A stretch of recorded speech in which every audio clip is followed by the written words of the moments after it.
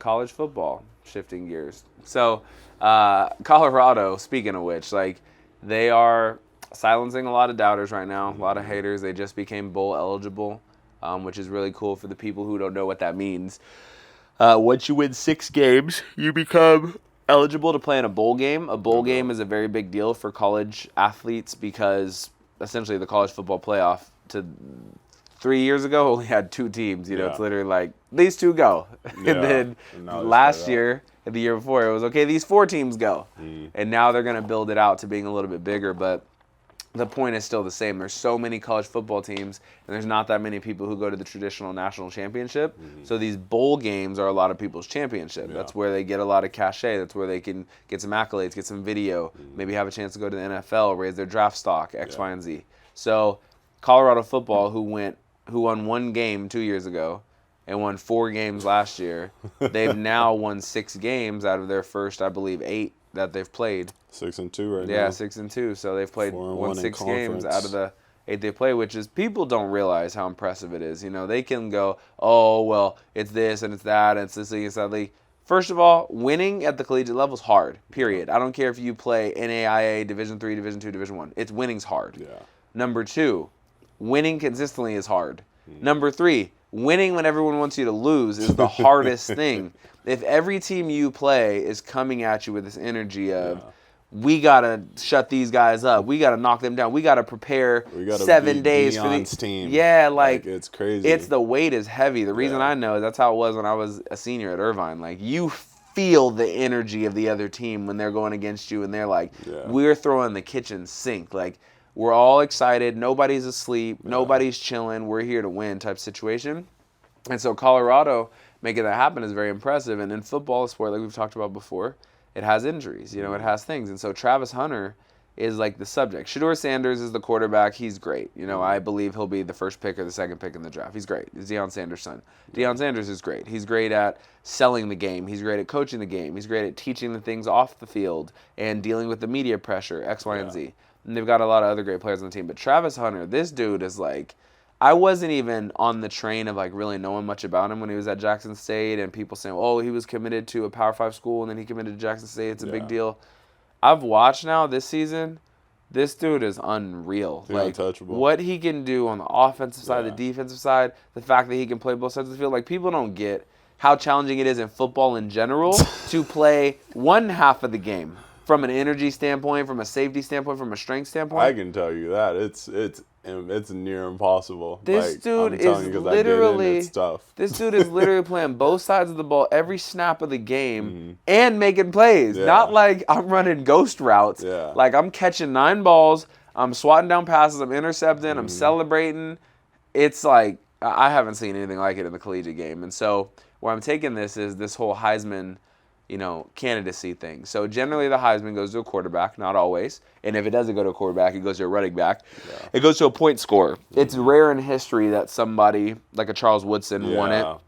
It's rare that you find somebody who wins it who doesn't play those positions. But in Travis Hunter, to add on to that, he has missed time. Like, he's had 2 injuries this year. So he's missed a game. He's missed half a game. He's missed some time, and only 8 games. Football doesn't have a lot of sample size. It's not like baseball where you play 162. So, and it's college. You got less games in the NFL. But he's the leading person for the Heisman. Like, so what are your thoughts on all this? He should be.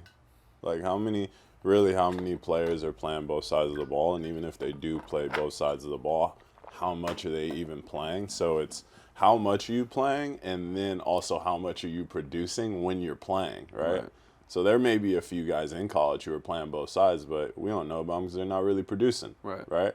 He's on both sides, and he produces on both sides. I'm like, how can you turn that down as a potential Heisman candidate? Like, how could you not make that kind of person a Heisman player? And they get injured. Like, obviously he's going to get injured, but, like, yeah, people play one side of the ball get injured. He's doing both, so it's 2 times the chance that he's going to get hurt. Right. He's like... Yeah, it's very impressive to me. I mean, between watching Freddie Freeman and what he did during the World Series and watching Travis Hunter this year, it makes me so optimistic for where sports is going, you know? Like, there's some things about sports that I don't really like. For example, in football, the NIL, I think it's really dangerous, and I think it takes away, like, a lot of the sportsmanship and the camaraderie, because people start worrying about money rather than like just training and winning and building team chemistry.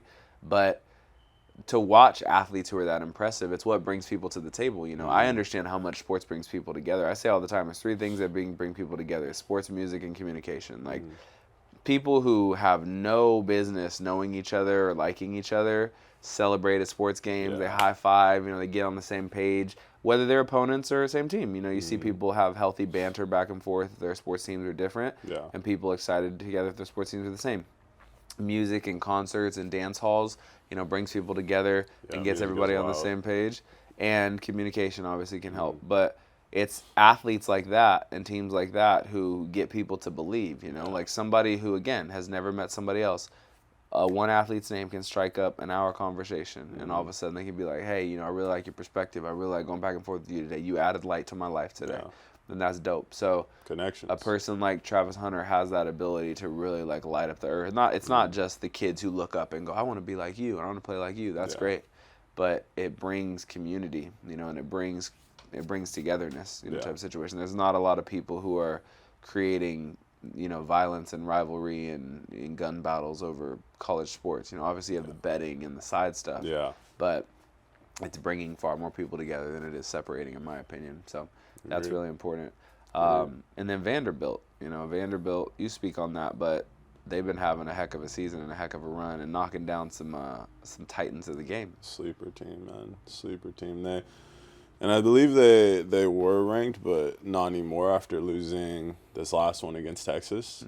But Texas is ranked, highly ranked. Yeah, Texas was number one. Yeah, and they only lost by 3 points. Right. So everybody was super excited after they beat Alabama, and Alabama like kind of put them on national news, of course, because nobody remembers the last time Vanderbilt was even competitive with Alabama. So for them to come out hot, and then I think after that they rolled the next 2 wins, and then they came out hot against Texas, and they lost a close one, but they're like a sleeper team that everybody's excited about, and quarterback is out here tweeting, trying to get his NIL deal. You better hit up my agent.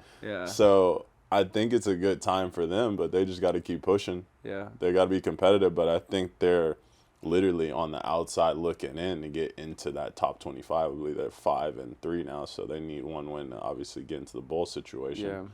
But they've been ridiculous, like a ridiculous sleeper. Yeah, we're going to find out. Vanderbilt, make it happen.